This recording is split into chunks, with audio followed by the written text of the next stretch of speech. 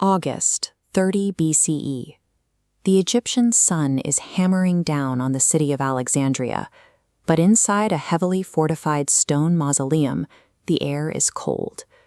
Cleopatra VII is trapped. Outside her walls, enemy soldiers are pounding on the reinforced doors, trying to break through. The Roman general Octavian has taken the city, entirely dismantling her remaining military defenses. Her lover, the Roman general Mark Antony, is already dead. After hearing false rumors that Cleopatra had killed herself, he fell on his own sword, leaving the queen completely isolated.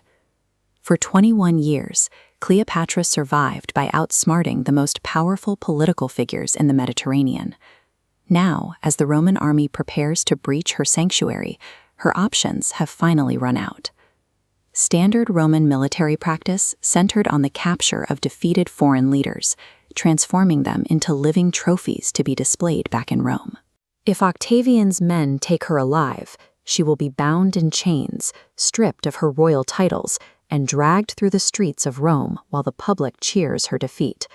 Facing this reality, she has one remaining option. She can take absolute control over exactly when and how her life ends. By choosing her own end, Cleopatra executed a final strategic maneuver, denying Octavian the living prize he needed to prove his absolute victory. The culturally accepted story claims that a loyal servant smuggled a snake, specifically an asp or cobra, into her locked chamber, hidden inside a basket of figs. According to the legend, the queen reached in, let the snake strike, and died. In ancient Egyptian religion, the cobra is a powerful symbol of divine royalty and protection. Dying by a snake bite would theoretically grant a person direct ascension to the gods. This graphic compares an Egyptian cobra, usually 5 to 8 feet long, to a small fig basket. Furthermore, this venom depletion chart proves a single snake couldn't rapidly deliver lethal doses to Cleopatra, Iris, and Charmian. The physical and biological constraints eliminate the snake myth entirely. For 3 adult women to die so quickly, they needed something highly clinical. While most records focus on Cleopatra's political alliances, she was equally a student of pharmacology and chemistry. Ancient texts record that she spent years rigorously researching lethal toxins.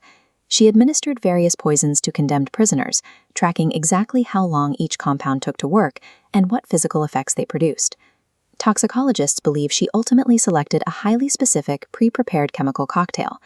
The key ingredients were likely a blend of opium, hemlock, and a toxic plant called wolfsbane.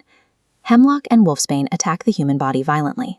When ingested, they rapidly shut down the central nervous system, causing paralysis and eventual respiratory failure. Left alone, that process is agonizing. The opium acts as the critical third variable. It's a powerful narcotic that immediately knocked the women unconscious, completely masking the pain of the nervous system failure. A carefully measured dose of this mixture would guarantee a clean, simultaneous death.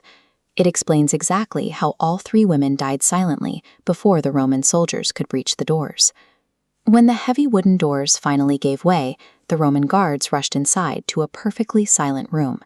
They found Cleopatra arranged carefully on a golden couch. She was dressed meticulously in her finest royal robes, her body completely undisturbed and showing 0 physical signs of distress or struggle. Her 2 handmaidens were positioned quietly at her feet. One was already gone, and the other was using her final moments of consciousness to adjust the queen's crown so it sat perfectly straight. The immaculate condition of the room proves there was no panic. Every element was arranged to create a striking, highly controlled visual message for the men who broke down the door. Upon seeing the bodies, Octavian was furious. He realized instantly that his enemy had outmaneuvered him, removing the one living prize he needed to make his victory parade complete. Cleopatra used her knowledge of pharmacology to dictate the precise terms of her surrender. She elected for a sudden, painless death rather than allowing a foreign army to dictate her final humiliation. By executing this plan with calculated precision, she avoided the fate of a defeated captive.